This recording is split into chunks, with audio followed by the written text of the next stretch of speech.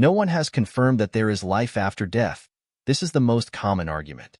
This belief is deeply rooted in many cultures and is based on the idea that death is the end of consciousness. Since ancient times, death has been considered the end of an individual's life, a transition to oblivion.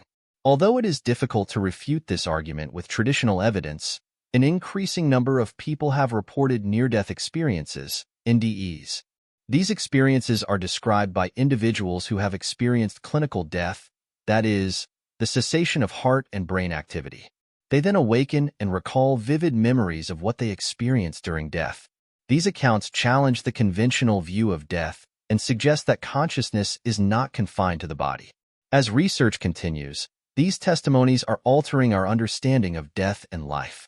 Professor Werner Schir is one of the most prominent figures in this field of research. He asserts that near-death experiences could provide irrefutable evidence that the world we live in may not be the only realm. Schir suggests that the consistency and depth of these near-death experiences, particularly those occurring under clinically verified conditions, indicate a reality beyond our physical world.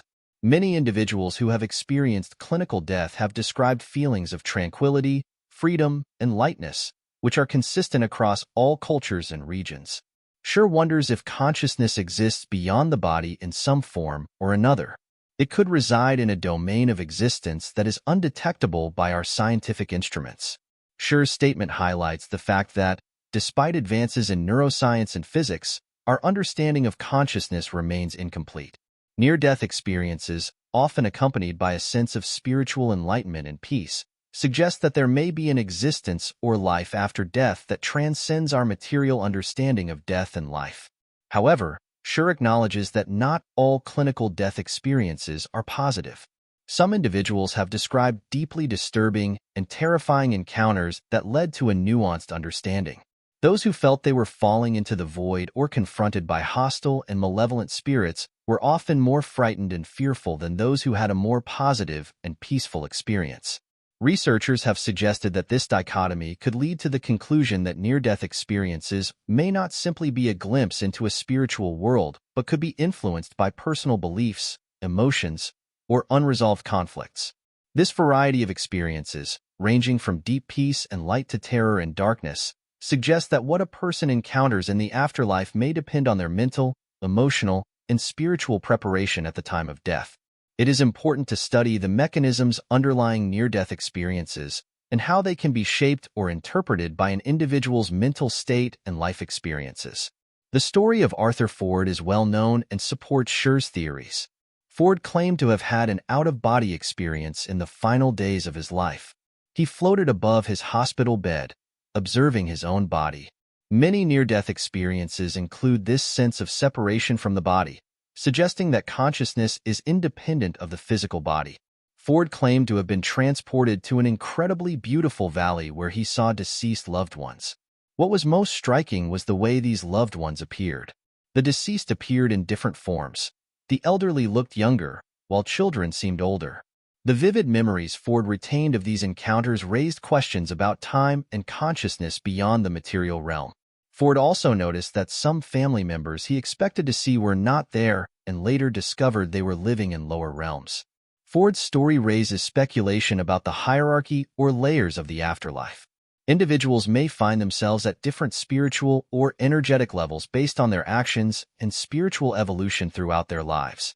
This idea aligns with many spiritual beliefs that souls can progress or regress based on their actions at any given time. Ford's vision faded, and he found himself in a mysterious and sinister building surrounded by beings who seemed to be evaluating his life. One of them told Ford that he had not completed all his earthly duties and must return to his physical body. Ford's refusal to return, even clinging to a doorframe to avoid being sent back to his sick body, highlights the profound impact these experiences can have. This moment of resistance shows the tension between the appeal of the physical world and the desire for a peaceful and enlightened realm. Ford's reluctance to return evokes the spiritual and emotional transformation that many people undergo after such a journey. Ford initially hesitated to return, but felt himself falling into the void. He awoke in his hospital bed after a few minutes. This transition between the other world and the physical world could symbolize the ongoing struggle between life and death. Many people who have experienced such profound journeys return with a renewed sense of purpose, an understanding of life, death, and interconnectedness. Many who have had a near-death experience echo this theme of transformation. They often describe personal transformations such as increased empathy, patience, and spirituality. The transformations experienced by these individuals testify to the impact a near-death experience can have on their view of life. Many report a sense of peace and clarity after brushing with death, suggesting they have reached a higher level of understanding that transcends material concerns and physical pain. Many declare a deeper connection with others, a greater appreciation for relationships, and a more spiritual outlook. Many indicate that they focus more on their inner development following these changes. They may also prioritize emotional or spiritual development.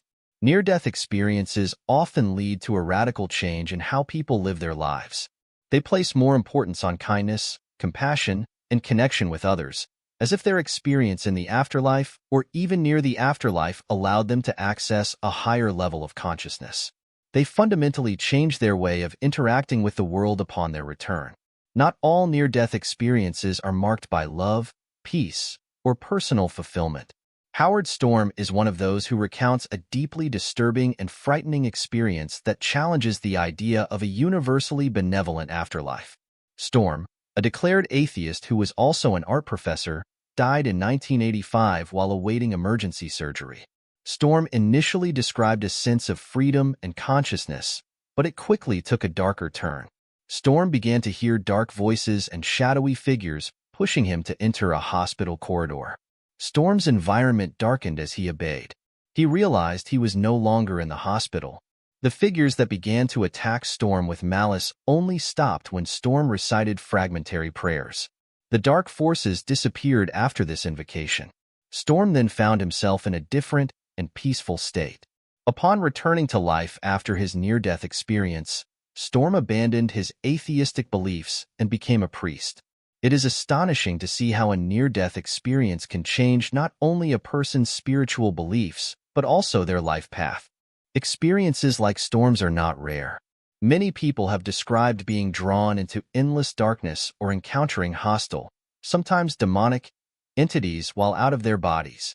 These experiences are marked by terror, despair, and isolation.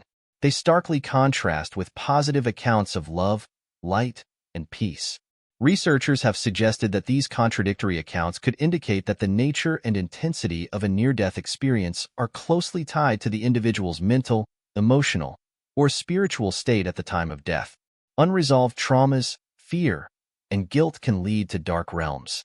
Those with a peaceful spiritual life are more likely than others to have comforting and enlightening experiences. The debate continues over whether these experiences reflect the individual's psychological state or genuine encounters with other realms of reality. Nevertheless, the fact that these experiences are so common raises serious questions about life, death, and the afterlife. Vladimir OV is another example of a near-death experience. A skeptical physicist, OV experienced clinical death following a heart attack and remained in a state of clinical death for 7 minutes. OV recounted the remarkable experience he had when he awoke. His consciousness soared into a tunnel of light, giving him a sense of peace and weightlessness. OV's description of this tunnel-like passage was particularly vivid. He said he felt unlimited knowledge and freedom and that time had stopped.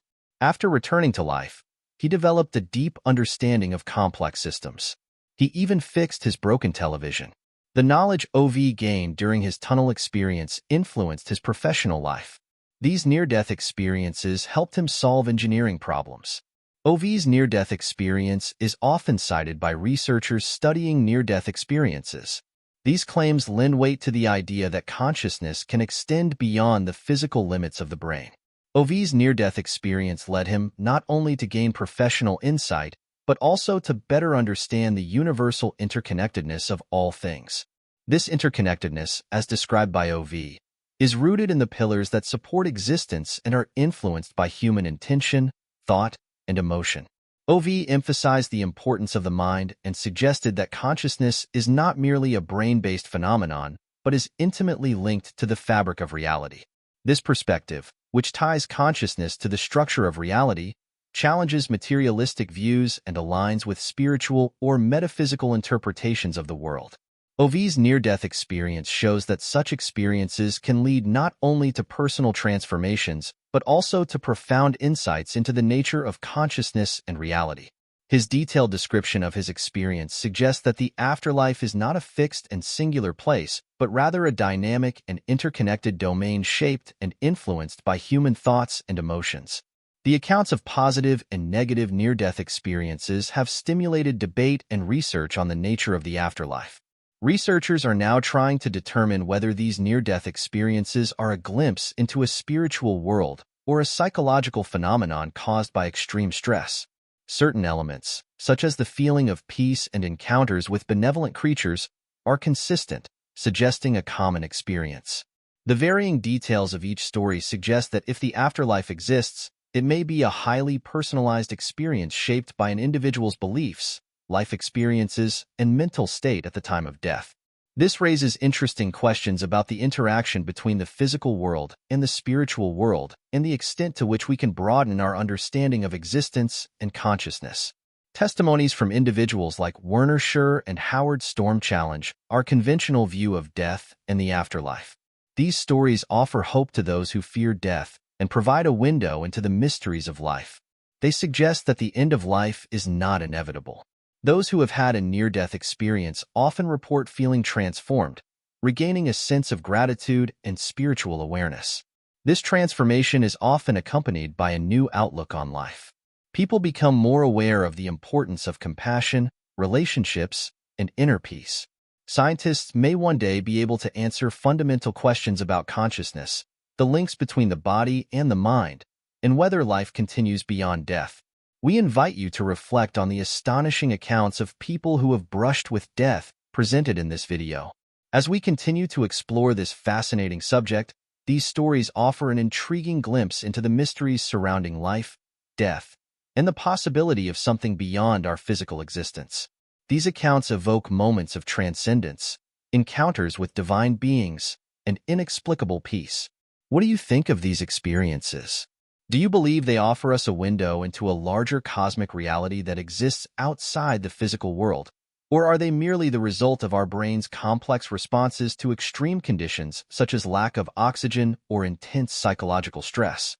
Do you believe these phenomena are simply complex reactions of the brain to extreme conditions such as lack of oxygen or intense psychological stress?